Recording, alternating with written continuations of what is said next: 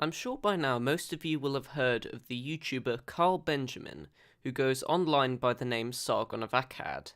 He has been a political commentator since the days of Gamergate, and has recently started to get involved in real-world politics, most notably as an MEP for UKIP. The reaction from the Westminster bubble and the legacy media has been a mixed one, to say the least, with multiple outlets doing everything in their power to smear him and discredit him as a legitimate candidate. It all of course started with the infamous Jess Phillips tweet. You know the one.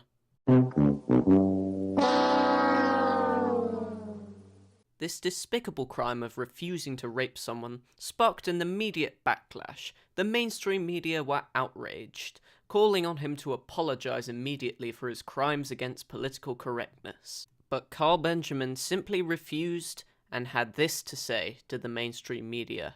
You know, your numbers are going down every day and our numbers are going up, right? Like combined, the YouTubers are getting like 30 million views a month. You're dying. And it's because, do you know what your rating is on Trustpilot, business review site? 84% 1 star for the BBC, 59% 1 star for ITV, and 72% 1 star for Channel 4. I don't care what you say. You are just smear merchants. Not one of you can tell me what I believe. Not one of you knows. But all of the public know, because they can go to my YouTube channel, Sargon of Akkad, and just watch for themselves. I've been doing this for 5 years. I have nearly 1 million subscribers. Just go and have a look. I'm not answering your questions. I'm not apologising for anything. You dirty, dirty smear merchants. Get back. That response really summarised everything I'd love to say to the mainstream media. But I digress. The thing to remember is that when the media is given the Trump treatment, they don't take too kindly to it. In fact, they come after you with arms flailing and cannons blazing. And that is exactly what happened after this. A few days ago, Karl Benjamin had an interview on Sky News, and it went very well for the most part. He raised some really good points, and I encourage you to watch the full video. Link will be in the description. Much of the interview ended up being aired unedited, and I was very pleased with that. I thought maybe, just maybe, Sky News is going to be objective and neutral for once. But unfortunately, the next day, I saw this tripe on their YouTube channel. UKIP MEP candidate defends racial slurs as freedom of speech. The UKIP candidate Karl Benjamin shocked many when he said it's okay to joke about women being raped. Wait, what's that I see? Oh. Oh dear. Oh dearie dearie me, Sky News. What have you done now? The new face of UKIP. The party partly responsible for Brexit, now resorting to online extremists to get attention. Online extremists? Really, Sky News? We're resorting to that tactic? Karl Benjamin is a classical liberal who believes in British values, including the values of free speech and democracy. If those are extremist beliefs for you, Sky News, then I'm sorry, but you are nuttier than squirrel poop. In footage obtained by Sky News, Karl Benjamin, the party's candidate for the South West, provides his own commentary over an anti-discrimination video. In it, he calls a disabled person a retard and uses a number of racist slurs. Okay, first of all, really high-stakes investigative journalism here, Sky News. It's not like these videos are up on the internet and you can already find them and see the context in which they were made. You most definitely don't need to shoot this like it's a crime scene. He claims the remarks are jokes, but should freedom of speech excuse political candidates using language like this? Yes, that's what freedom of speech is for, is to ensure that everyone has their say, particularly when the speech is used in the context of a joke, because it is not being used maliciously, it is being used to make people laugh. And if you are misconstruing that with some ulterior, nasty motive that Karl Benjamin has, then that's just blatant dishonesty. But let's watch what he had to say.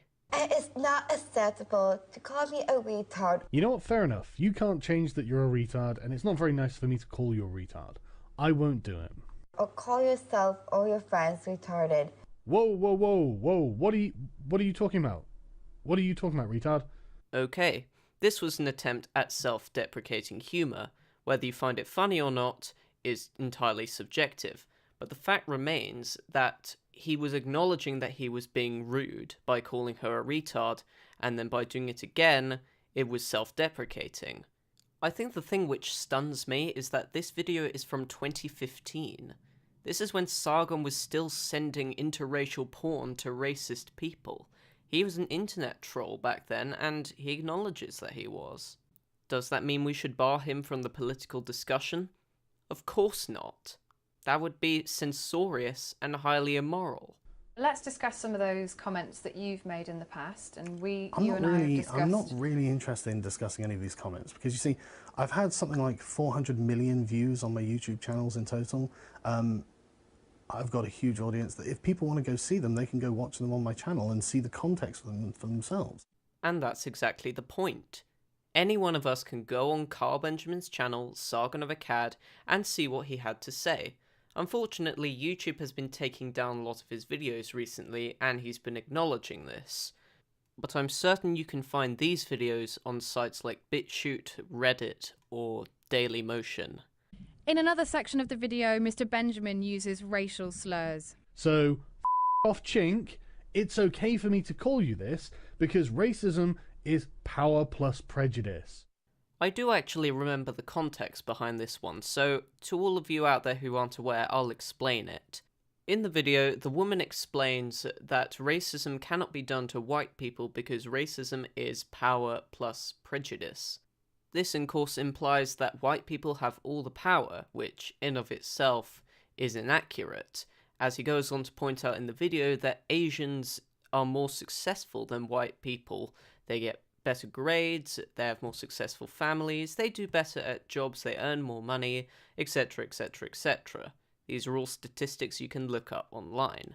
So by using her logic of you cannot be racist to people who have all the power, he calls her a chink, which by her definition would not be racist, because Asians are more successful than white people, and therefore using her logic, Asians must hold all the power in society, and therefore you cannot be racist to them. He was simply using her flawed logic against her to explain why it is false, while at the same time being comedic. There are other sections of this video which we can't show you because they are too offensive. Personally, I find racist jokes funny. This isn't the first time Mr. Benjamin has faced questions about his choice of words. I previously challenged him over comments he made about rape. I noticed how Sky News failed to provide the context to his statement there, so for the viewers I will provide it.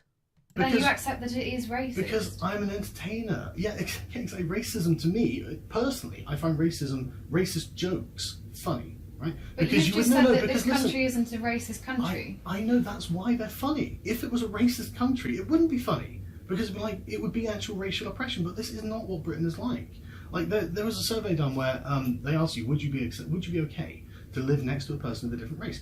In this country, it was less than 1% who said, no, I wouldn't be okay with that. In France, it was 20%. I wouldn't go to France and make those jokes because that would be a serious deal. But in this country, racism is just not a problem. It's a pathology of the radical left to continually worry about racism. And I think generally it's a way of essentially escaping responsibility for actually failing to tackle the issues.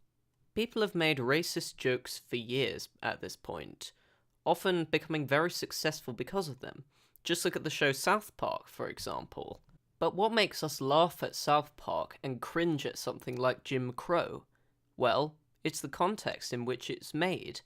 South Park is a modern cartoon made in the USA where every single citizen has equality under the law, regardless of race.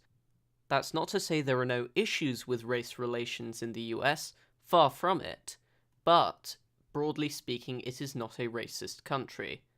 Jim Crow, on the other hand, was made during an era of segregation and oppression of black people, and was as a result used to belittle them and make them feel less human. This is why context is so important, as it allows us to understand why certain things are funny and why certain things are not. But I don't understand why you guys have a problem with jokes, right? Because jokes are the normalization of differences, right? If we can joke at banter, right? And this was another thing. So Like, there's been attempts to essentially criminalise national ethnic banter between the English and the Scots and the Welsh. Like, there was I can't remember who it was, but he said, the bridge over the River Severn connects Wales with the First World. That's funny. The Welsh are not really offended by that. They used to banter with the English, and you get the Scots who say things, oh, that's a hate crime against the English. That's nonsense. It's banter, and what it does is it makes us normal to one another. It means we're used to being there, because it's not a way of actually trying to push each other down or unseat each other or disrespect each other. It's a way of saying, look, I know that you're here to stay. I know that you're a person I respect, and you know this, and so we can just laugh at an offensive thing, and it actually brings people closer. And I really think that the Westminster bubble has lost this in their obsession with political correctness. If we can get to a point where we can make jokes at each other's expense, regardless of race, gender, ethnicity, etc., then I think it will bring us close together as a country. Because right now, all that seems to be happening is that we're paranoid about constantly offending each other, and it's making us distrust each other as a result. It's preventing the social fabric from being formed as it should.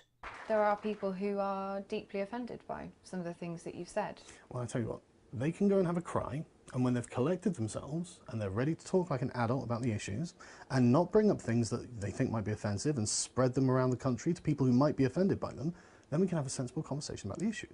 There are issues in this country that are not being raised because of the paranoia around political correctness.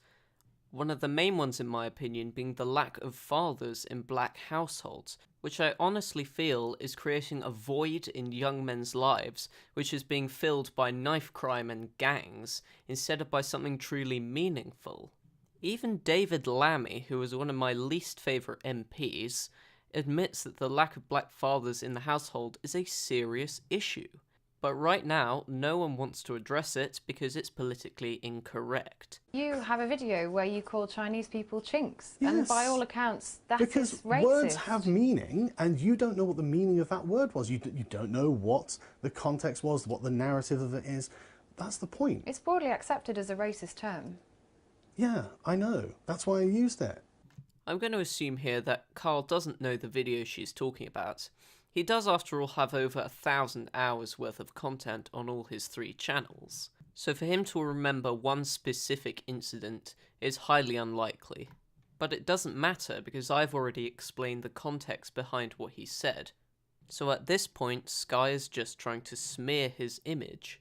After challenging Mr. Benjamin on his comments, I asked him about the substance of his campaign. Okay, so give me your top 5 policy offers. What's your top 5 on the doorstep? Well, actual policies. I mean, what can an MEP even propose?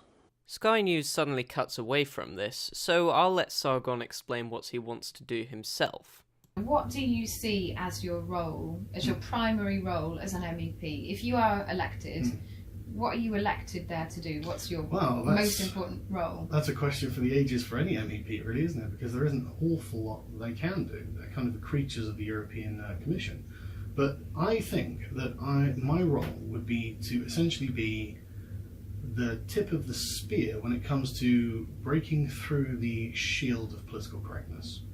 I'm very tired of people being shouted down under a bunch of smears and allegations when they raise a perfectly legitimate issue. It's unacceptable. It's a way of, frankly, censoring these people and preventing them from having their grievances heard over, again, the sort of political correct bourgeois moralising of Westminster. Most of the country doesn't share it. We're not interested in what you feel about what we've said.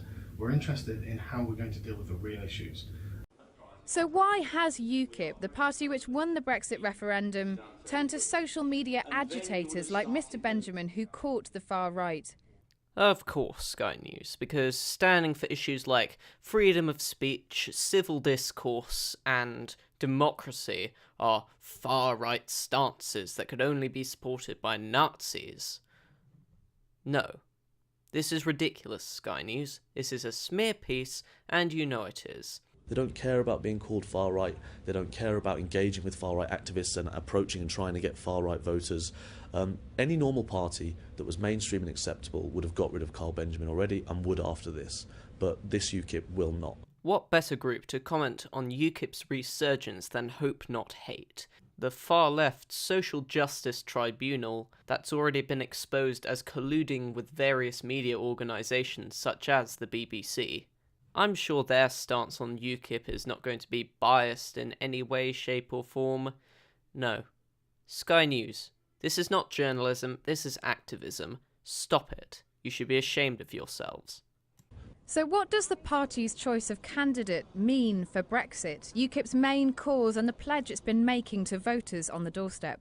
The rhetoric that they've used and the characters that they employ to send that message are actually themselves undermining the Brexit, the Leave cause, because they are giving the Remain side, if you like, all the ammunition they need to say, well, hang on, all the Leave camp are hardline right-wingers, bigots, aren't prepared to engage in proper political debate. Yeah, Henry Bolson, because as we all know, under your leadership, UKIP was a thriving party with ever-increasing membership. Was it? No, it was crashing through the floor. Everything was going wrong, and you had to resign because of it. And what's happened under Gerard Batten? The membership has skyrocketed. And it's this kind of rhetoric that makes no sense from the news. Why would UKIP, if it wanted more members, appeal to the far right? The far right are a fringe, tiny amount of people. I mean, look at the BNP. They have something like 500 members, they're so unpopular. And it's because very, very, very few people in this country are legitimately far right. But it's because of UKIP's climbing membership that the news is doing this. They're afraid. They're afraid that UKIP could see a resurgence in the next general election, or the European election. And unlike Farage's Brexit party, UKIP is a multi-issue party that actually wants to address issues in this country, so it stands a chance of succeeding after we leave the EU. And it's because of this that companies like Sky News, who claim to be impartial news organisations, have resorted to smear campaigns to try and discredit important political figures. So if you're watching this video and growing increasingly concerned about the activism of the mainstream media, well, there's something you can do about it. You can register a complaint with Ofcom, the UK media watchdog, who makes sure that the journalism is impartial and neutral. I have no idea if this will work, but it's worth registering your thoughts with them to express your distaste with how the mainstream media has been behaving recently. Overall, I'm glad that Karl is running as an MEP. Too often are views from outside the Westminster bubble simply ignored or shouted down as intolerant, when in reality many of them are just standing for the British values that this nation was built on. And while I don't immediately expect him to win, I wish him the best of luck with his campaign, and if he does, well, can't wait for the look on Verhofstadt's face.